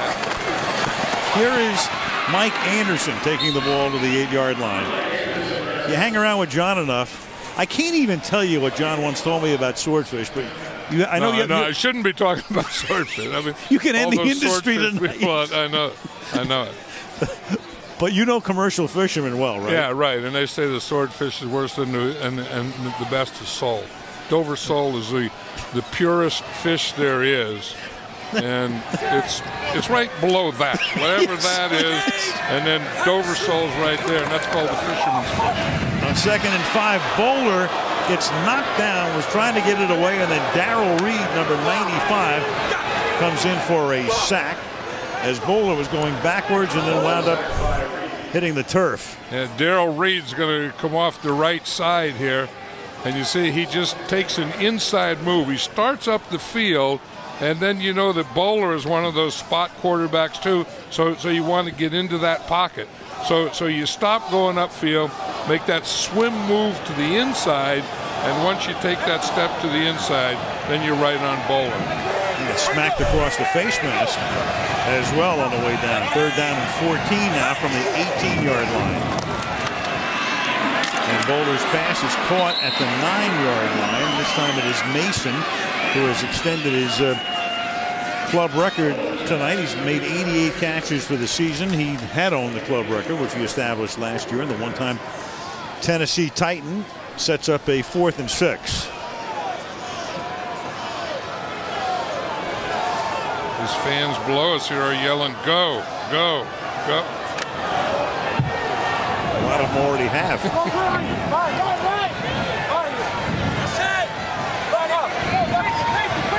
It's something when you're losing like that, the head coach is always by himself. Yeah. And Bowler will get taken down, and they turn the ball over on downs. That's Ramon Guzman, a rookie out of Buffalo. A lot of guys seeing action who normally wouldn't tonight. Getting some experience in at the Ravens' expense.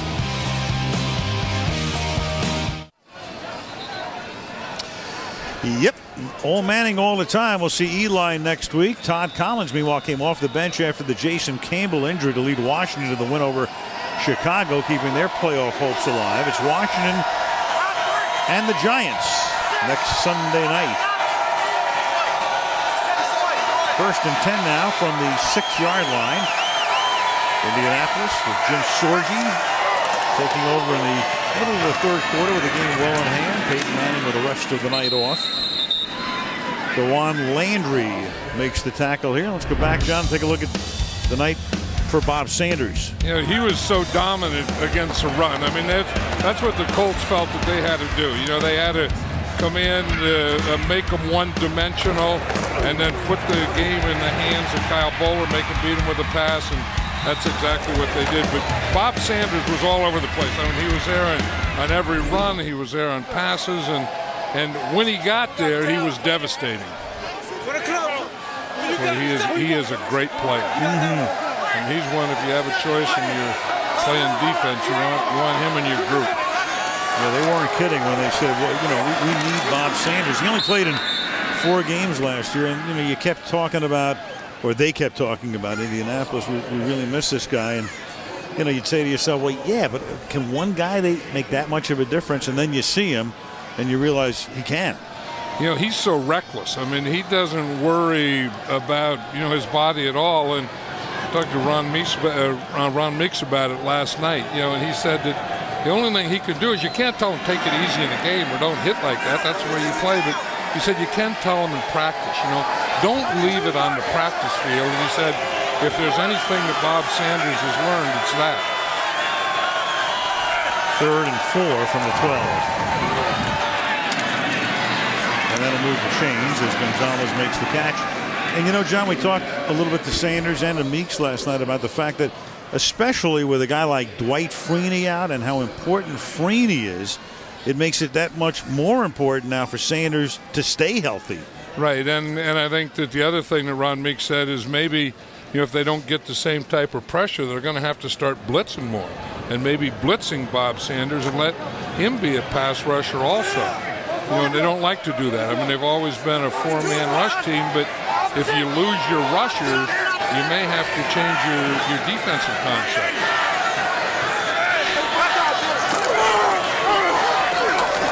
Sorgi hands the ball off to Clifford Dawson. Jim Sorgi, 4th year.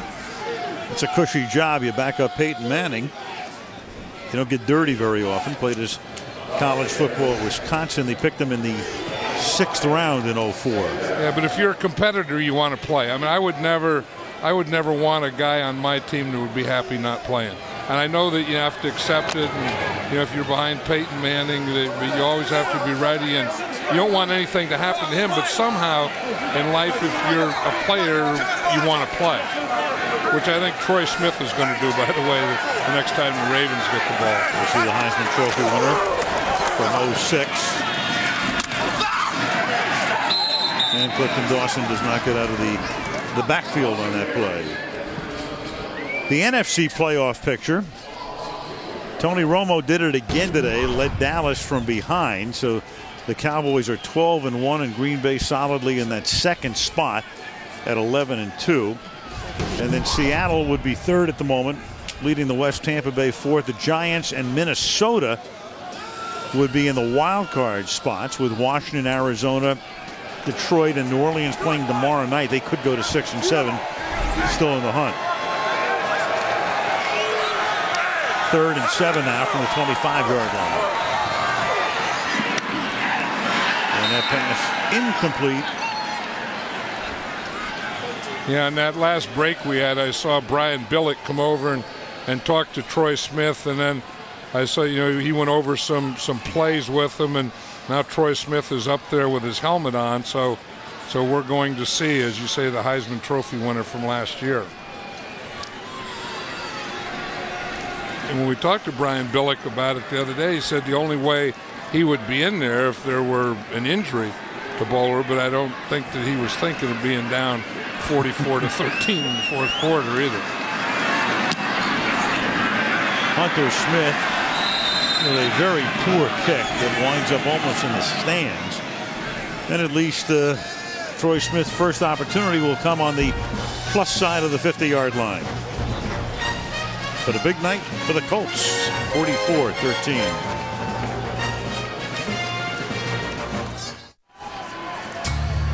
Log on and take a look at the NFL Power Rankings. Go to NBCSports.com. You can also vote for the Pro Bowl at NFL.com. Voting will end Tuesday at noon.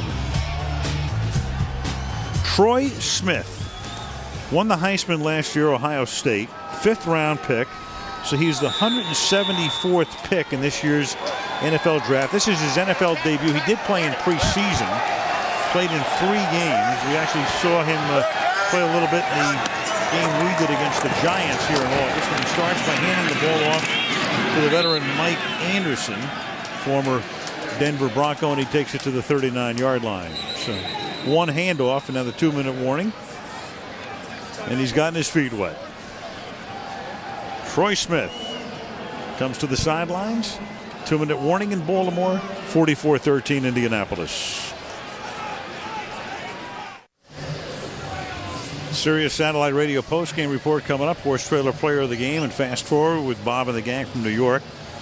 By the way, for the record, that was not the 2-minute warning. They actually called a timeout. Just some wishful thinking on my part. So the 2-minute warning still to come. Troy Smith. This better be a pass if they took a timeout to do it, huh? I would think. And here comes his first NFL pass. And he guns it to the end zone, and it's incomplete. He had a chance to wind up with a touchdown on his first ever pass. Yamon Figures was there, and he was free, but the pass doesn't make the connection. Third down. I remember when we saw him in the preseason, we were impressed with him because of this. I mean, he can move in the pocket, buy time, and he has a pretty strong arm. I mean, that should have been a touchdown. Yeah. I mean, it was a good read. He put the ball right where it had to be. And I figures just couldn't get to it. But that one, I mean, there was no way that the Colt defenders were going to get to it. Go figure. Third down and 8. And that's caught. So there's his first completion. And Mark Clayton will take the ball to the 22-yard line. Brought some life to this crowd that's left of it here. Yes, he has. The Troy Smith Marching and Chowder Society. 2-minute warning. That's a week from tonight at Giant Stadium in the Meadowlands. Meanwhile, Brian Billick watching his young quarterback, Troy Smith, the Heisman winner, make his NFL debut. The ball is at the 22-yard line. And looking back to some of the things he did while he was playing in Columbus, accepting the Heisman a year ago this weekend. There he was in action against the Texas Longhorns, and Anthony Gonzalez, who's playing a big role on the other side tonight, one of his primary receivers, head in junior, now with the Miami Dolphins. So he knows what it's like to play with guys who can catch the ball. And here's Mike Anderson catching the ball and getting tripped up by Tim Jennings. Yeah, I remember the thing that I was impressed with him in the preseason was that you could just tell, that I mean, he was a rookie and he was just starting to play pro football and all that stuff, but he knows how to play the game. That maybe he's not tall enough and not the perfect type quarterback, but this guy does know how to play football. 2nd and 5. On the run, throws, that'll be caught. And Matt Willis, a rookie from UCLA, comes off the practice squad on November 14th to make the catch. First down. It's just stuff like that. The play breaks down. You get outside, you keep looking upfield, you find the guy and make a play. And these are the kinds of things that he can do. He's looking in the middle, he feels a pass rush coming straight up the middle, gets to the outside, starts to run. But before he gets to the line of scrimmage, look, he's still looking to pass it. He's looking downfield, then he finds his receiver. I was impressed by him in preseason, like I said, and I'm impressed now. That I just have the feeling that he has a feel for the game. I know how to play this game. I may not be the perfect size or the perfect quarterback, but I know how to play it. And, there's part of me that says if I were the Ravens, I'd just let him play the rest of the year. And see exactly what I had. Yeah, well, then you're basically saying Bowler's not the guy, period. Maybe I would say that, yes. I mean, I don't think Bowler is the guy long range, long term, no. From the 6-yard line, that pass is knocked down. Again, McNair is still a Raven, but the question is, I mean, Steve's just been battered and banged up and bruised for many years. I mean, McNair has had any number of surgeries. He's been a regular in the operating room and just had his left shoulder operated upon this week. And the question is, does McNair come back? Does Bowler come back? Does Smith get a chance? Yeah, well, they have contracts for next year, and they gave Bowler a 1-year extension, so they're probably going to be there. But I still think they need another guy, is what I'm saying. Second and goal. Here's Smith is going to step out. And Smith is going to run for his first NFL touchdown. He's going to spike the ball, and then he thinks, you know what, I'll just keep it.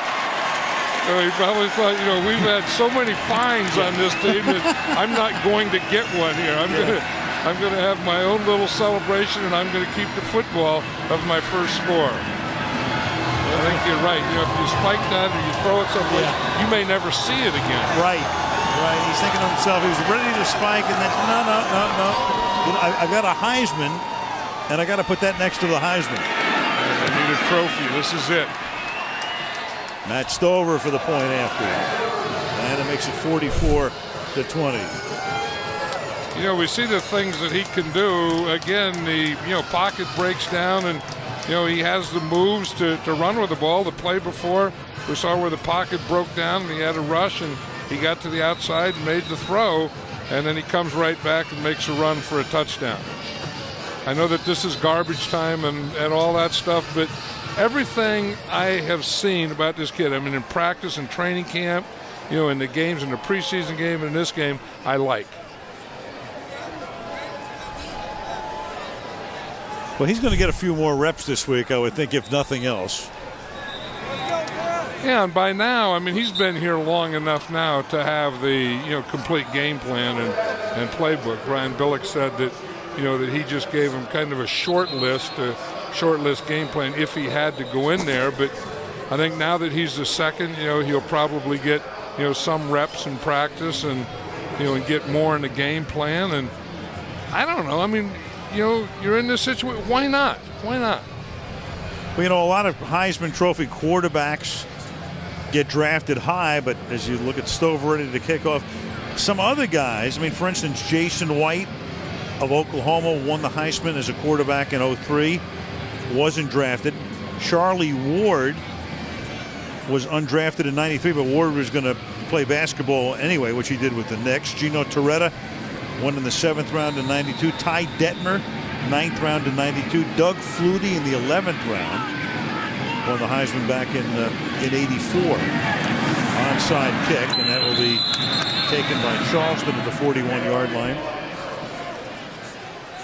And a couple of kneel downs will end it.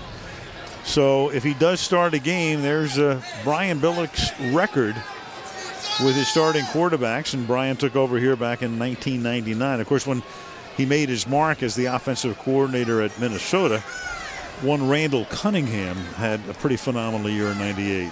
Right, it's the record, but it's also his problem. He's never gotten the guy, and you need the Manning, you need the Brady, you need the Favre, you need the Romo, you need that guy that is going to be your quarterback over a long period of time.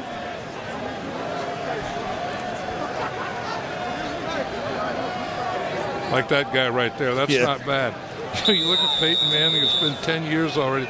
Doesn't it seem like he just came into the league 3 or 4 years ago? Well, look, and I've known Archie for a long time, and we'd go down to New Orleans and we would do games, and then Archie would tell us about, his son. And remember when Peyton was like in junior high, and then he's in high school and he's a star, and then he goes to Mississippi, and you're right. Then you can't believe we've been hearing about Peyton Manning since he was in the 9th grade. Right, and then when you were finished hearing about Peyton, now. Well, I said Tennessee, yeah. Tennessee, yeah. Now we got Eli coming around, and Eli is a great player, and Eli is going to be a college player and a #1 draft choice and all that. Yeah, that's where Mississippi sneaked in. I'm already doing a promo for next week. Horse Trailer Player of the Game will be coming up. We'll have that announcement for you. We've already caucused, but we can't announce it. We have an embargo until the other side of the commercial. Bob, Chris, and Tiki from New York. Fast forward to week 15. Indianapolis makes it a rout. 44-20. 11-2 are the Colts. Back after this.